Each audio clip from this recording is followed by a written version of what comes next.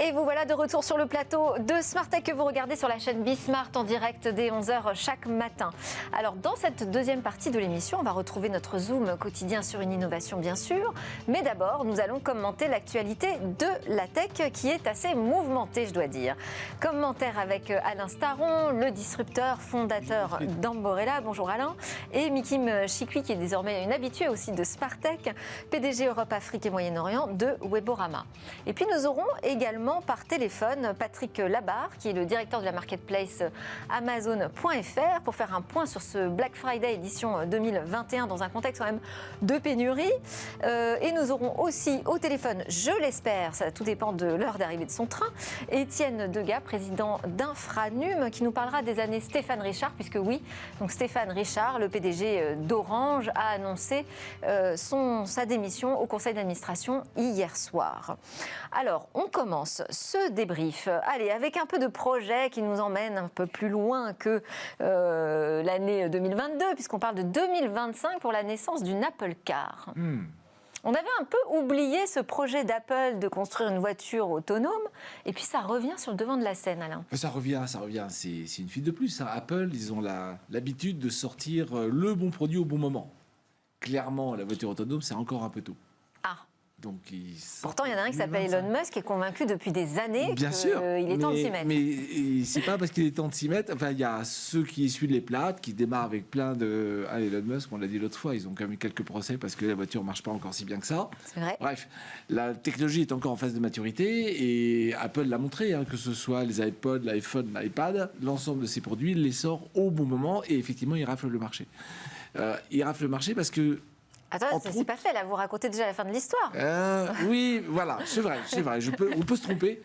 Et ce qui est intéressant, c'est que à chaque fois, ils arrivent avec une UX fabuleuse, une promesse utilisateur un peu décalée et parfois un changement de paradigme. Donc c'est cet ensemble de choses qui fait que c'est passionnant.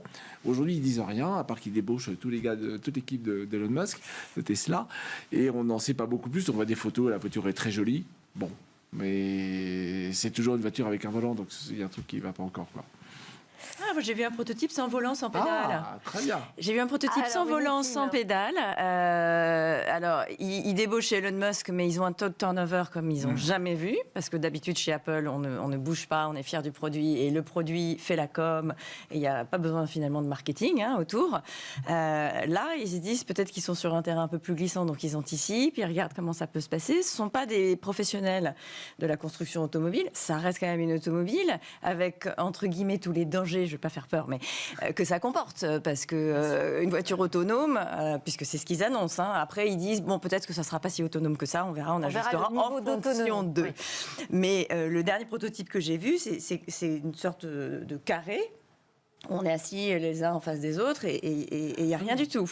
Donc ça, c'était... Bon, après, celui tout ceci n'est que fantasme, bien sûr, spéculation. Mais je trouve ça assez sympathique, finalement, de voir que la tech progresse, l'intelligence artificielle progresse. Je trouve que c'est assez positif. Et ça veut dire aussi que vraiment, on a des acteurs qui viennent du monde des technologies, du numérique, qui se positionnent de manière très, très forte et donc de plus en plus nombreux sur ce secteur de l'automobile.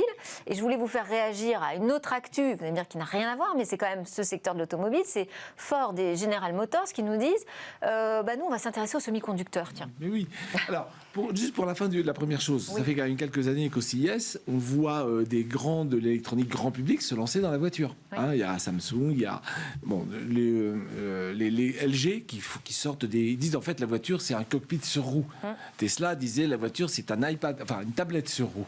Tesla d'ailleurs Elon Musk a voulu vendre Tesla à Apple il y a quelques années. Et puis il y a la voiture et puis il y a le taxi volant. Voilà, c'est effectivement. Autonome. Donc juste pour terminer là-dessus quand même, la voiture autonome, elle porte dans ses gènes la possibilité de ne plus avoir besoin d'acheter une voiture. Autrement dit, ça ne serait plus une voiture qu'on possède, c'était un service qu'on prend. Oui.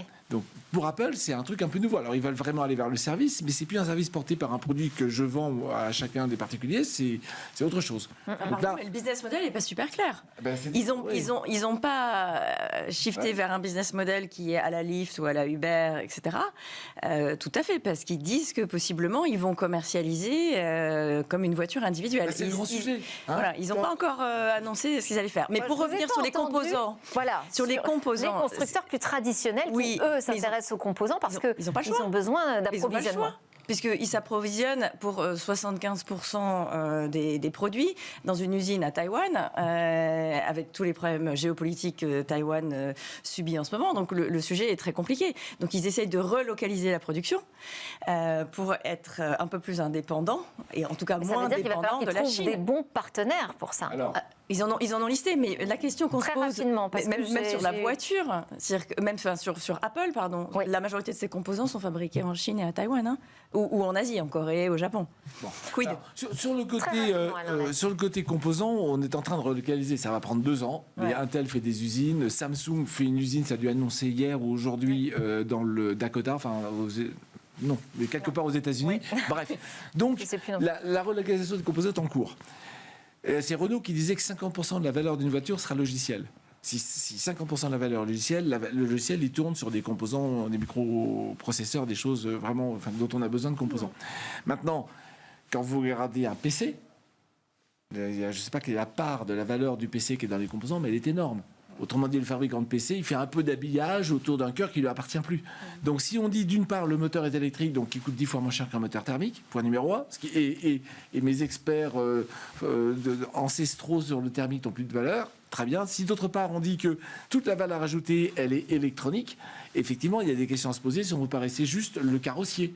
Sauf que les deals qu'ils sont en train de faire ne sont pas des deals de rachat, d'intégration verticale, c'est des deals de partenariat. Oui, on ne peut pas changer de métier du jour au lendemain non plus. Alors, nous, on va changer de sujet en revanche, puisque j'ai en ligne avec moi Patrick Labarre, le directeur de la marketplace Amazon.fr. Est-ce que vous nous entendez bien en plateau? Bonjour. Oui, bonjour Delphine.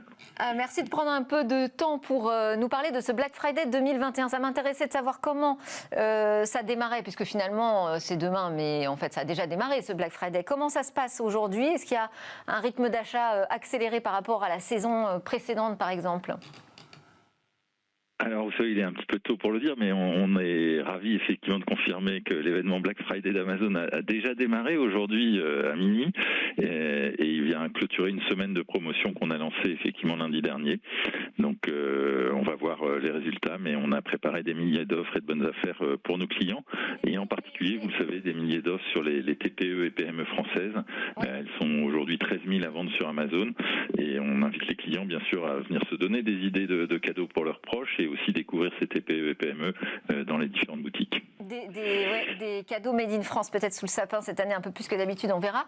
Les prix sont pas un peu plus élevés aussi que d'ordinaire, justement, du fait de ce contexte de pénurie mondiale? Alors, on n'a pas vu encore et Black Friday, c'est au contraire l'occasion de proposer des offres au meilleur prix et donc de faire des économies. Il y a effectivement des tensions sur la supply chain, sur les matières premières, etc.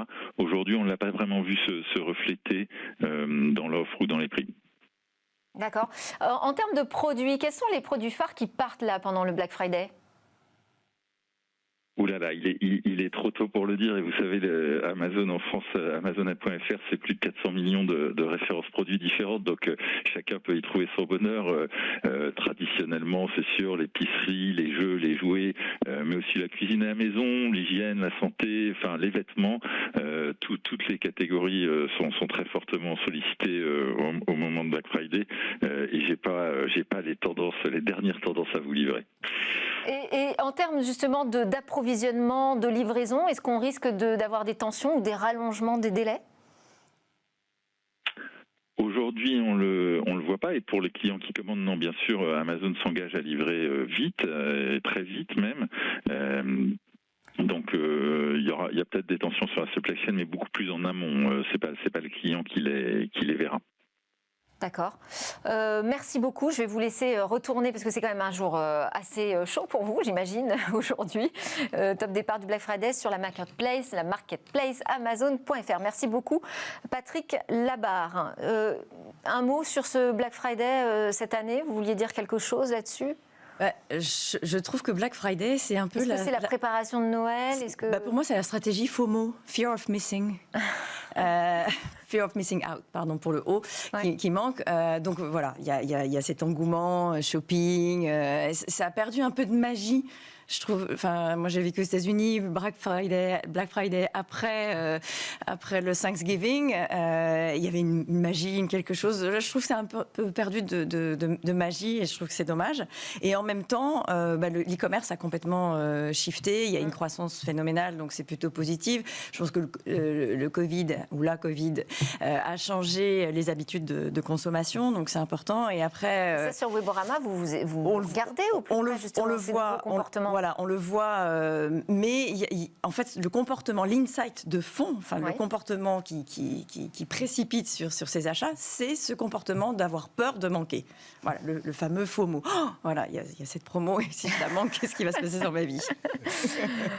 On enchaîne avec l'autre sujet, c'est un rapport sur la qualité des services mobiles qui a été publié par l'ARCEP, donc le régulateur des télécoms. Ça permet de faire un bilan sur l'année écoulée, donc un premier aussi bilan sur la 5G. Ce qu'on constate globalement, c'est que la qualité mobile progresse plutôt bien en France. Voilà. Alors, est-ce que c'est en résonance avec ce que ressentent les utilisateurs? Ça, je ne sais pas. Mais on voit aussi que sur les débits, ça s'est accéléré, y compris sur la 4G. Alors, pas forcément chez tous les opérateurs. On n'a pas la même promesse sur la 5G encore aujourd'hui. Enfin, moi, ce que je comprends, c'est que la mesure ne donne pas la même chose. Après, la 5G, c'est un réseau qui permet de fonctionner un peu différemment. Et donc, il y a un débat en ce moment avec Free en particulier, qui dit que lui, il utilise le multiplex absolu quand l'ARCEP décide de mesurer juste un seul flux. Donc, forcément, il est désavantagé.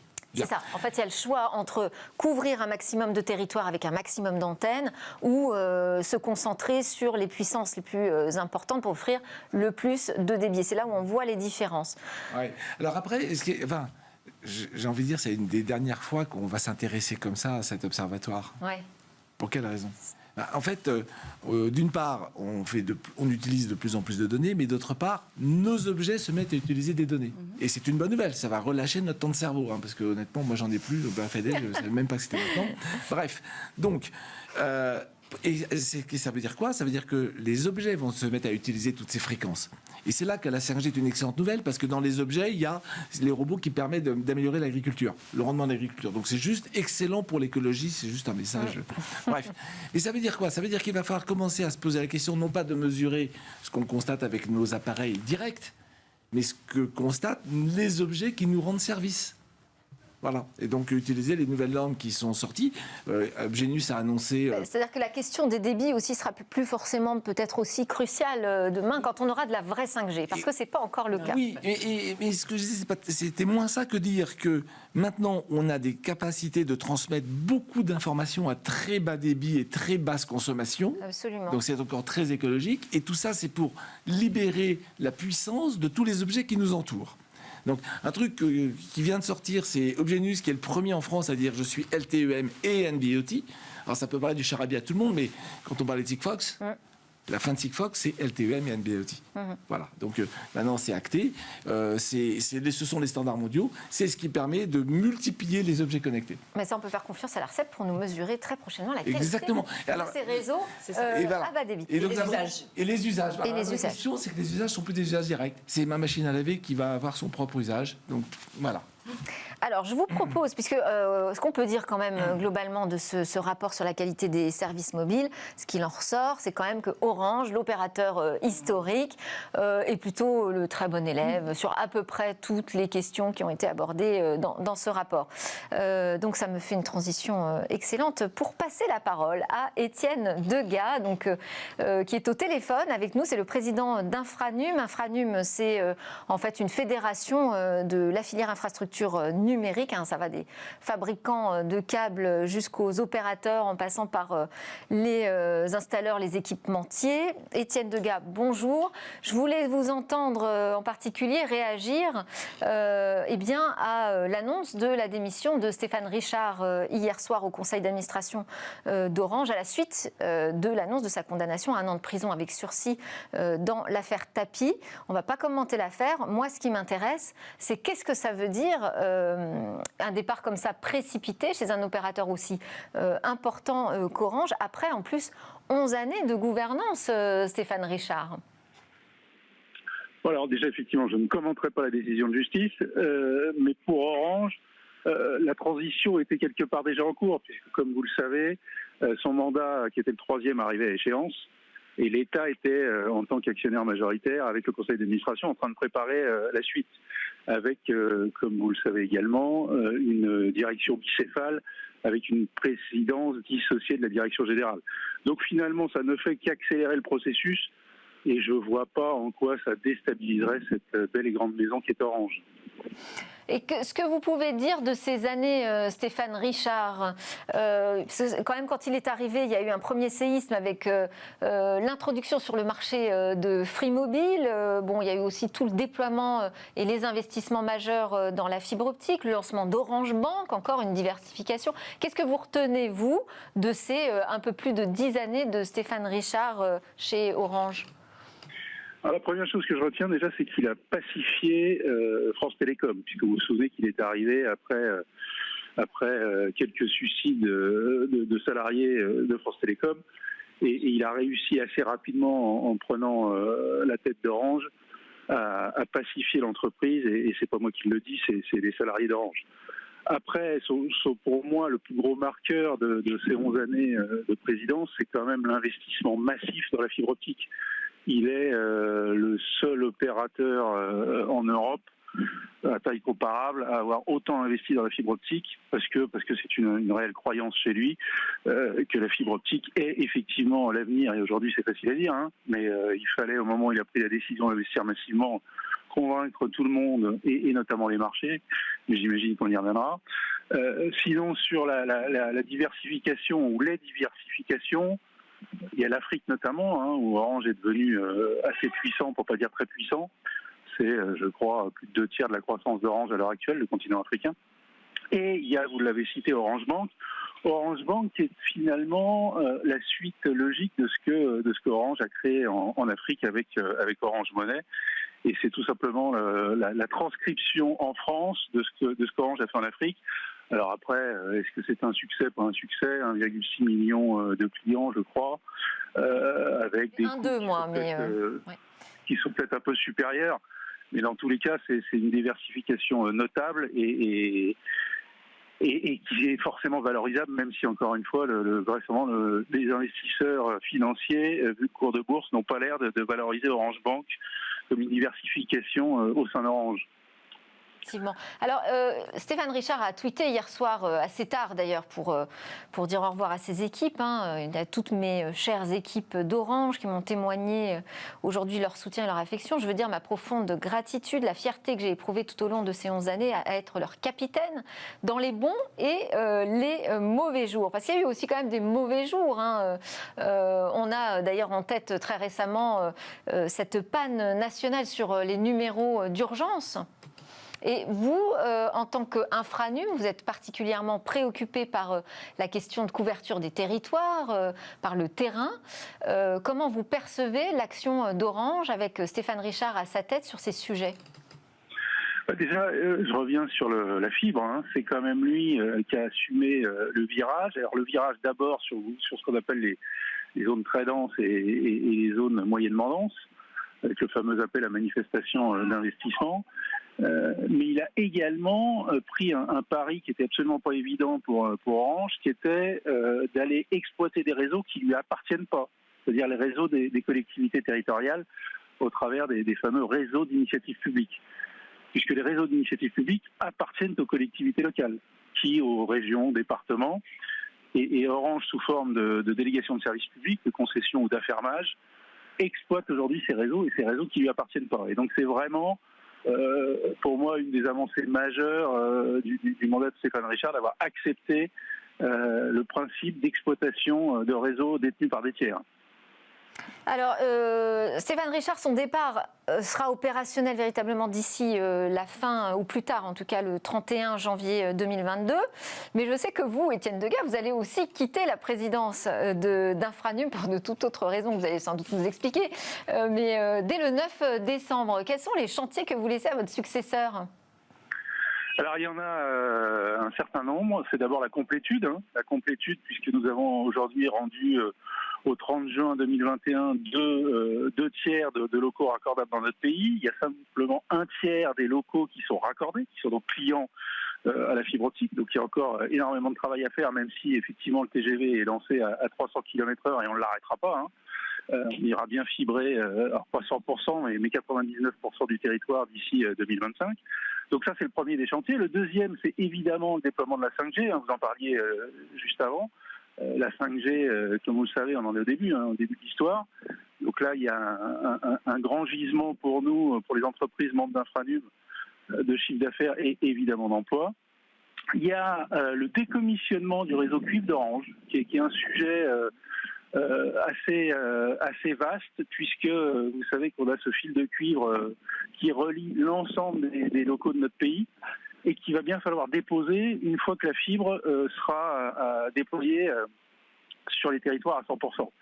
Et c'est un grand chantier pour lequel d'ailleurs Stéphane Richard a lancé ce chantier il y a quelques semaines, il y a quelques mois, avec lequel l'ARCEP et le gouvernement devront également se prononcer, et c'est pour nous... Et d'ailleurs, Étienne Degas, normalement, Stéphane Richard devait tenir une conférence sur justement l'organisation de la fin du cuivre, donc je ne sais pas si il le fera demain avec l'AVICA. Je vous remercie, on arrive à la fin du débrief de l'actu. Merci beaucoup d'avoir pris le temps de commenter cette actualité avec nous au téléphone. Étienne Degas, donc président d'Infranum. Merci aussi à Alain Staron, fondateur d'Amborella, et à Mikim Chikli, qui est venu aussi exprès en plateau pour commenter l'actu, PDG Europe Afrique Moyen-Orient de Weborama.